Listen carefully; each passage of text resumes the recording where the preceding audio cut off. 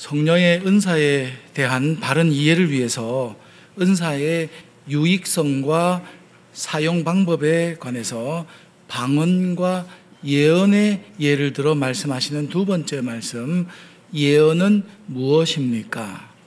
오늘 예언에 관한 말씀을 함께 나누고자 합니다. 예언이라고 하면은 우리가 일반적으로 미래의 일을 점치는 것으로 오해할 수 있습니다.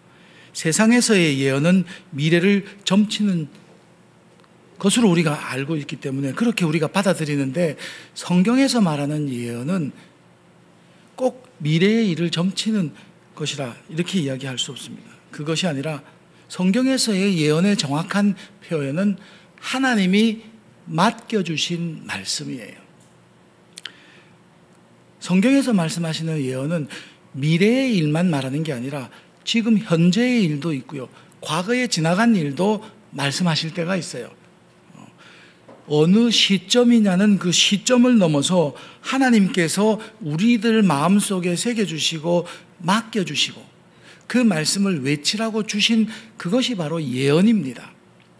이 예자라는 말이 예보, 일기예보, 예보할 때 그 예자는 미리 알려준다는 말입니다. 그때는 미리라는 말이 맞아요. 예측한다, 미리 추측해본다, 그게 예측이죠.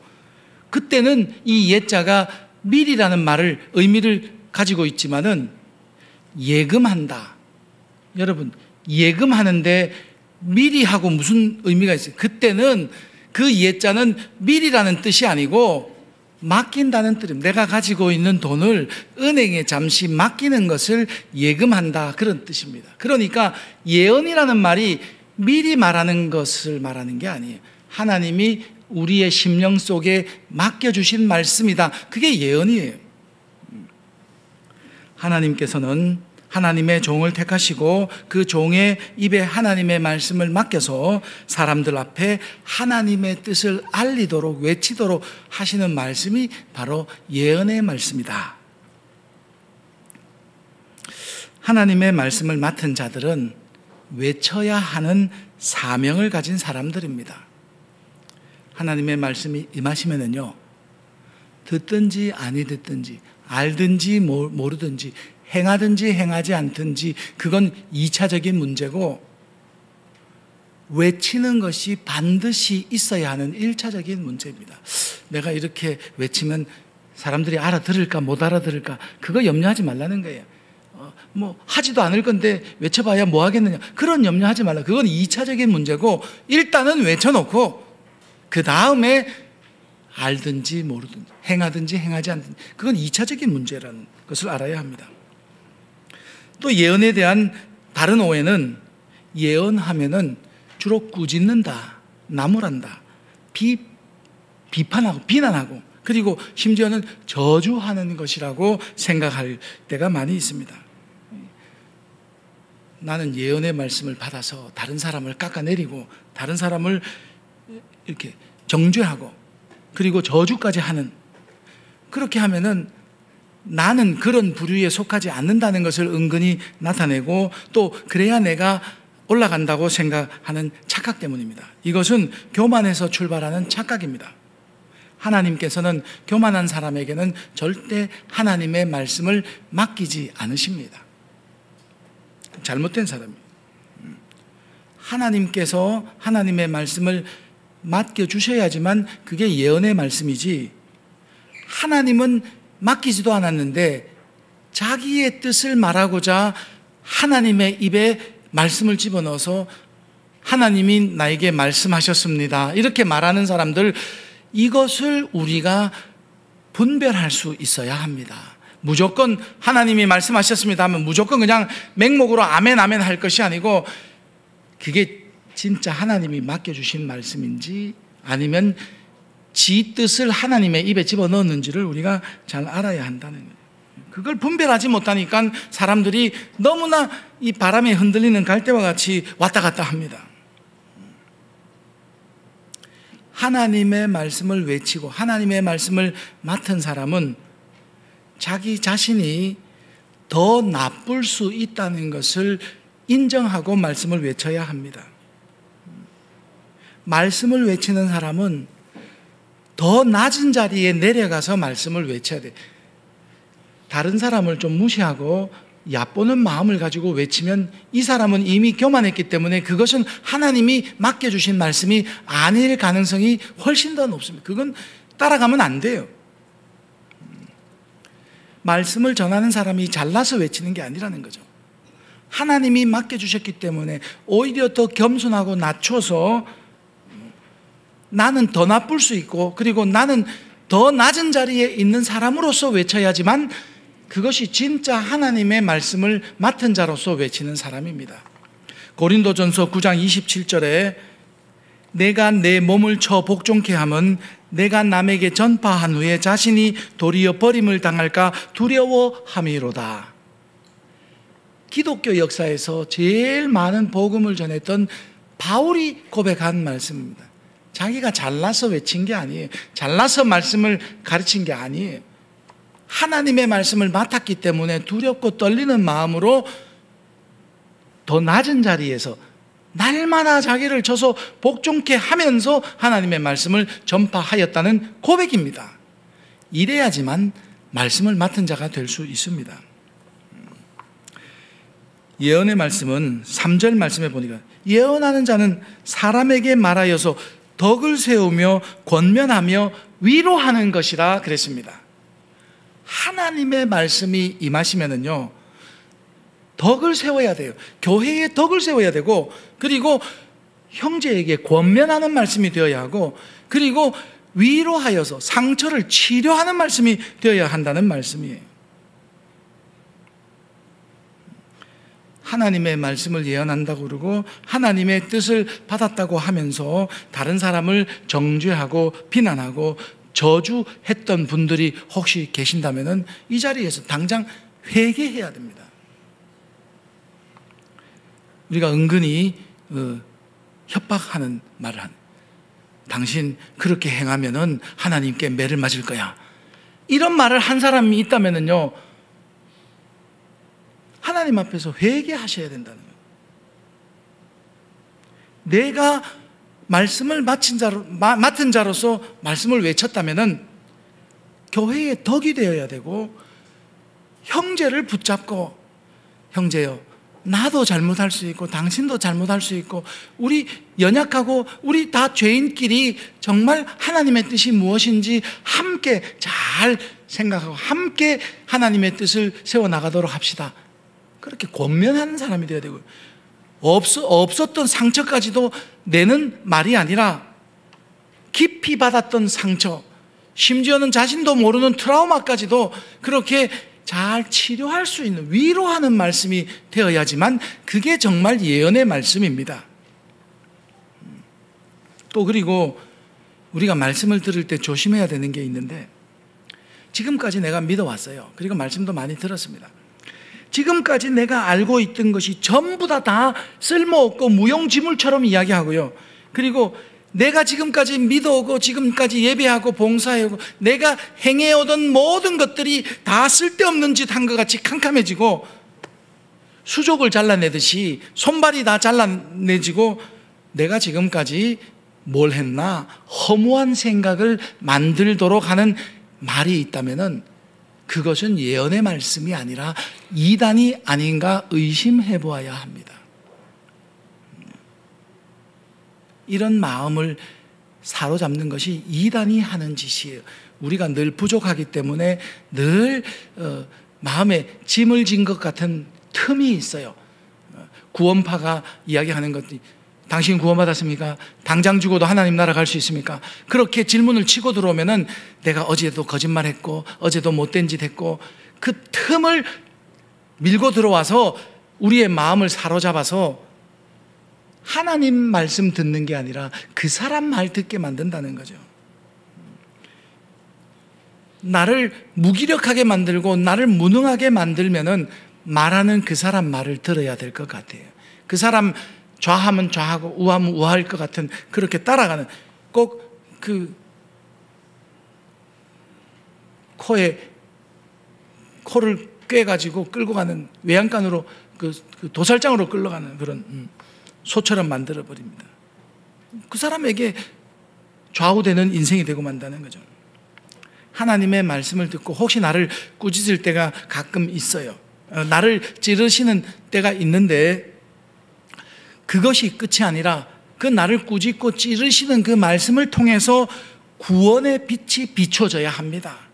그 말씀을 통해서 소망이 생기고, 그리고 내가 이렇게 앉아 있을 것이 아니라 다시 일어나서 나도 이제 빛을 발하는 빛의 자녀, 하나님의 은혜의 말씀을 나도 한번 지켜보고 나도 한번 그 말씀을 따라 살아야 되겠다는 용기와 도전의 마음이 생겨야지만 그게 나에게 임하신 하나님의 예언의 말씀입니다. 그게 진짜 은혜예요. 말씀은 생명을 살리는 말씀이 되어야지만 그것이 내게 주신 예언의 말씀입니다.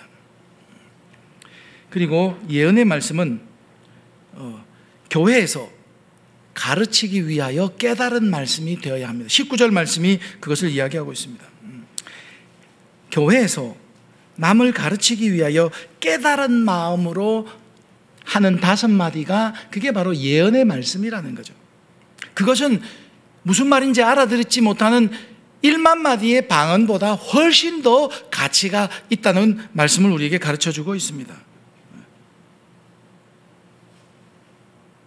교회에서 가르치는 가르치기 위하여 깨달은 말씀, 그게 5마디만. 설교를 길게 한다고 좋은 건 아닌 것 같아요. 막 이것저것 막 끌어들여가지고 그냥 막 시간만 메꾸는 것이 좋은 설교는 아닙니다. 정말 생명의 말씀은 교회에서 다른 사람을 가르치기 위해서 깨달은 5마디만 돼도 충분합니다. 이렇게 가르치는 말씀이 지혜와 지식의 근본이 되고 내 영혼을 자라게 하는 영의 양식이 되는 말씀입니다. 예언의 말씀은 내가 그동안 말씀을 몰랐던 것을 알게 해주고 내가 그동안 무심했던 것을 깨우쳐주며 진리인지 거짓인지 분별할 수 있고 성령인지 악령인지 그것을 분간할 수 있도록 해주는 말씀이 그게 바로 예언의 말씀이라는 거예요. 말씀이 내게 임하면은 내 믿음이 자라서 딱 들어보면 알아요. 저거는 아니야. 저것은 거짓이, 저것은 마귀가 우리에게 시험하는 말이다 하는 것을 알 수 있습니다. 그래서 예언의 말씀을 먹어야지만 우리 믿음이 바르게 자랄 수 있습니다. 하나님의 말씀을 우리가 지금까지 얼마나 많이 들었습니까? 그냥 듣기만 하고 이렇게 했는데 배우기도 하고 내 믿음이 자라지 못하고 늘 그 자리에 머물러 있다면은 나는 다람쥐 쳇바퀴 도는 믿음을 가지고 있다. 왜 그럴까요? 2가지를 점검해 봐야 됩니다. 첫 번째가 그 말씀이 하나님으로부터 나온 예언의 말씀이 맞는지를 우리가 점검해 봐야 되고, 두 번째가 그 예언의 말씀을 받는 내 믿음의 상태, 내 믿음의 문제가 없는지를 반드시 점검해 보아야 합니다.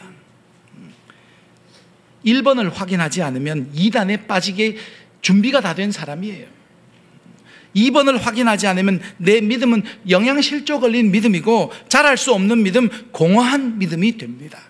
이것은 내가 생각으로만 믿는다고 생각했지 실제로는 믿지 않는 사람이에요. 걸음은 교회에 왔으나 하나님과 무관한 사람이라고 할 수 있습니다. 그래서 19절 말씀에 예언의 본질이 뭐냐? 예언의 본질을 짚어보면 첫째는 교회에서, 예언은 교회에서 하는 말씀입니다. 여기 교회라는 것은 예배당, 교회당, 장소를 말하는 것이 아니라 믿는 사람들 앞에서, 믿음의 사람들, 교회라는 것은 믿는 자들의 공동체예요. 이것을 보충하는 말씀이 22절 말씀입니다. 22절, 방언은 믿지 않는 자들, 믿는 자들을 위하지 않고 믿지 않는 자들을 위하는 표적이나 예언은 믿지 않는 자들을 위하지 아니하고 믿는 자들을 위하는 표적이다. 믿는 자들, 교회에서 하는 말씀이 예언의 말씀이라는 거죠.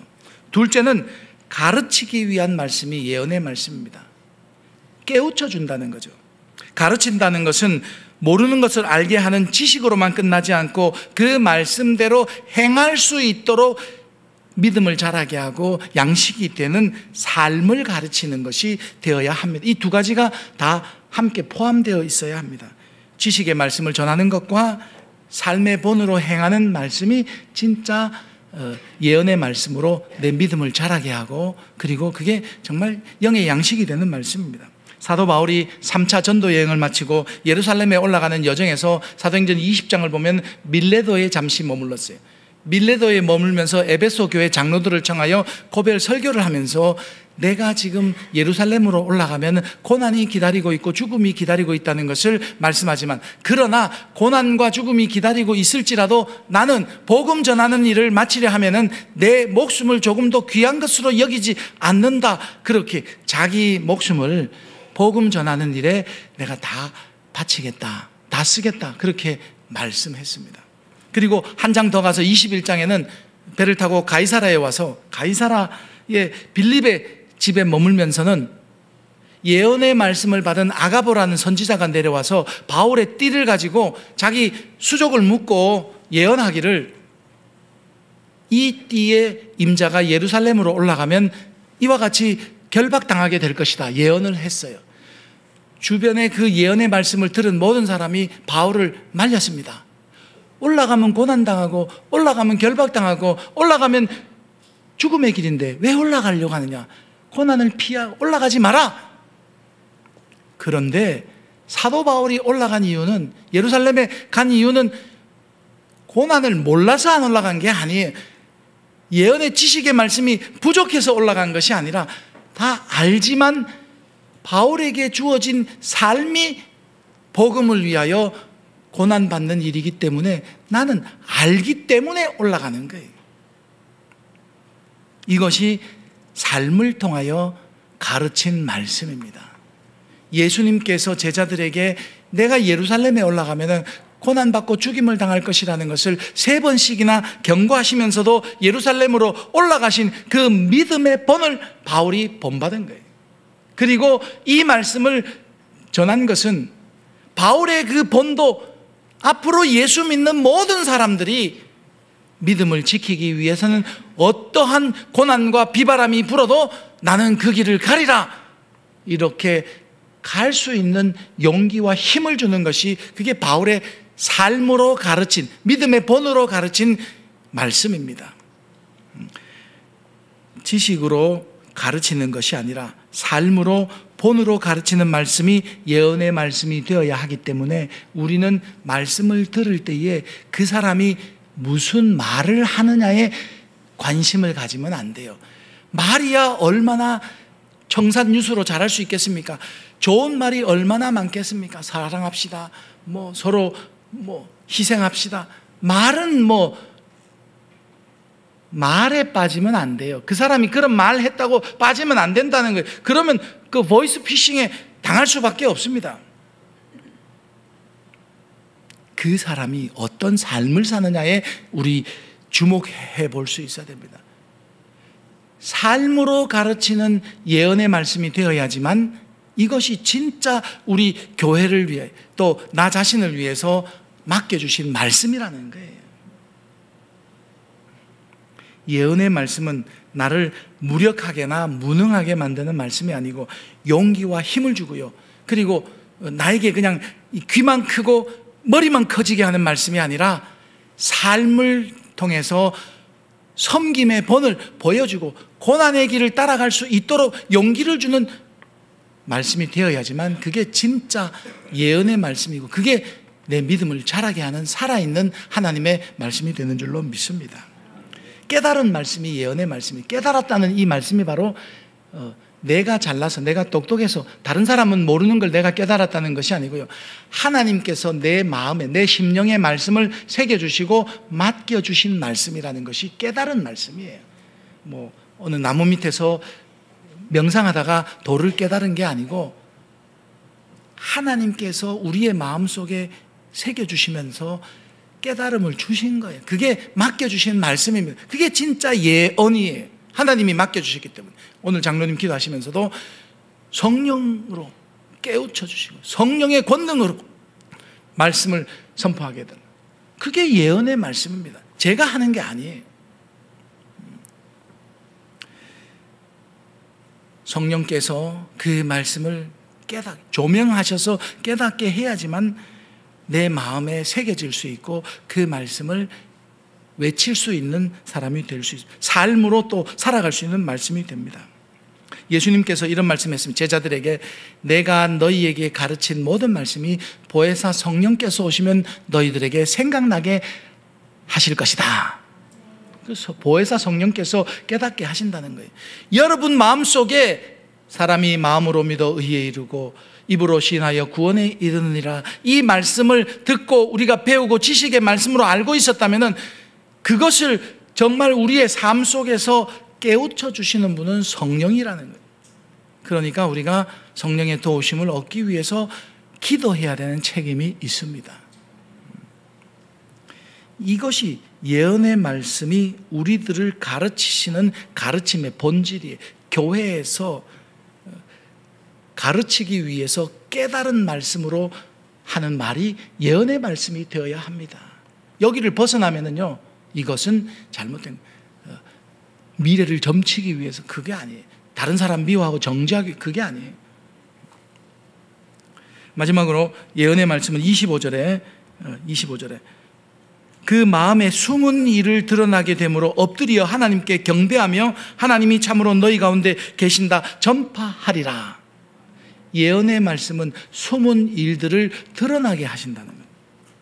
그리고 그 숨은 일이 드러나서 창피하고 원수가 되고 서로 싸우고 서로 이전 투구하듯이 너가 나의 약점을 밝혀낸 나도 너의 약점을 캐서 다 밝히겠다, 이런 게 아니라 엎드려서 하나님께 경배하고 하나님이 참으로 이 가운데 계신다 전파하게 된다는 거죠. 숨은 일이 드러나는 것이 부끄러운 일이 아니라 숨은 일이 드러나는 것이 그게 진짜 하나님의 은혜예요.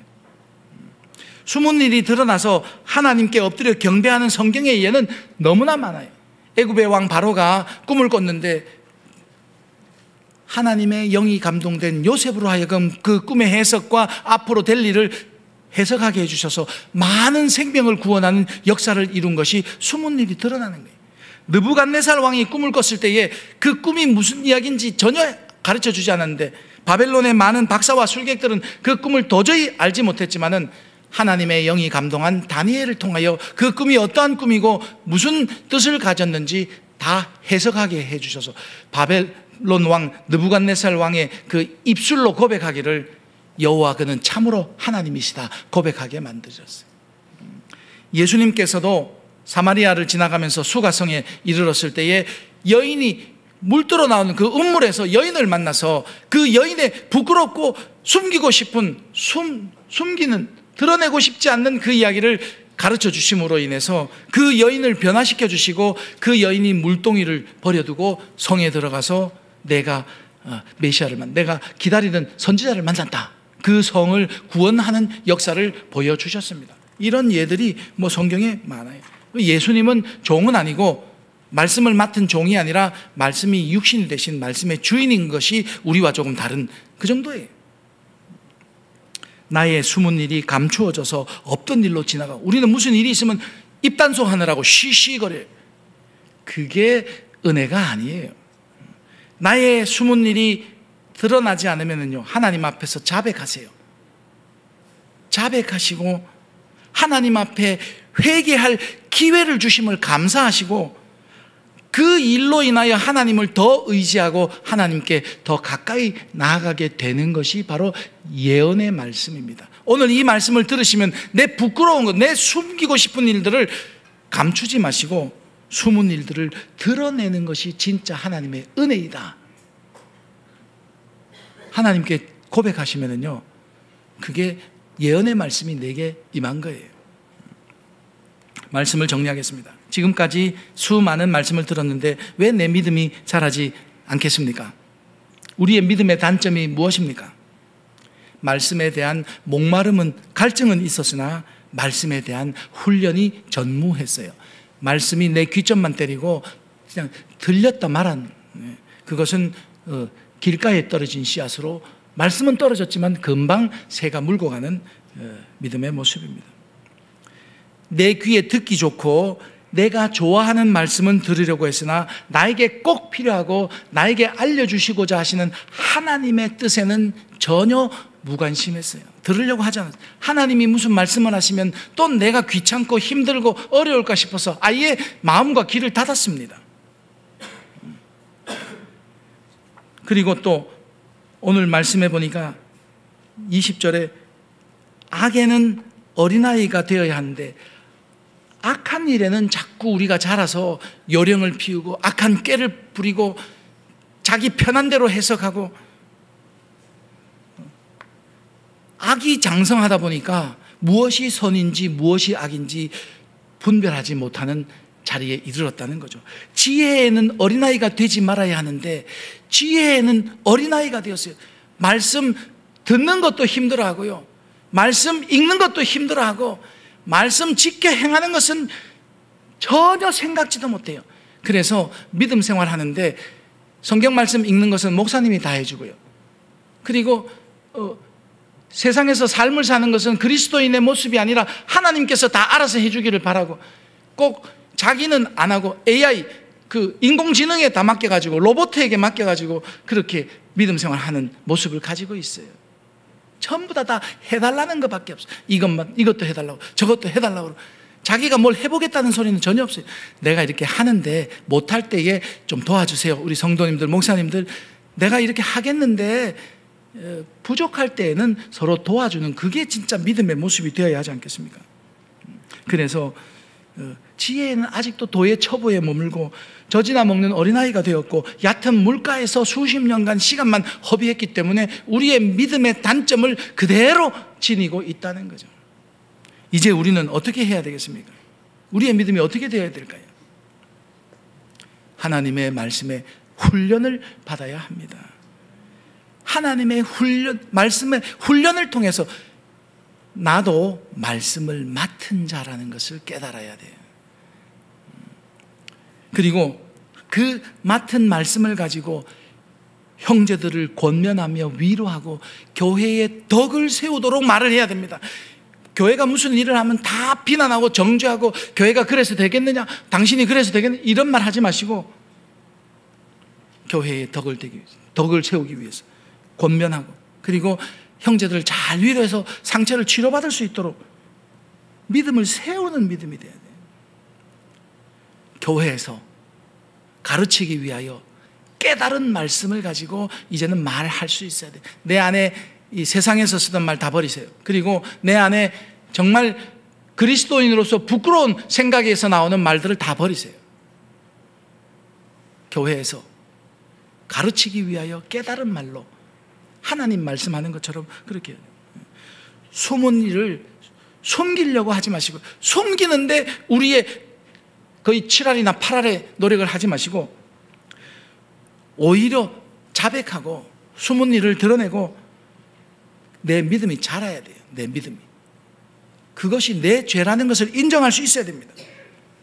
그래서 이 시대와 이 교회와 그리고 나를 향하신 하나님의 뜻을 바로 알고 하나님 앞에 나아가 엎드려 경배하고, 그리고 하나님을 하나님 되심으로 고백하는 이런 교회가 되는 믿음으로 세워나가야 할 줄로 믿습니다.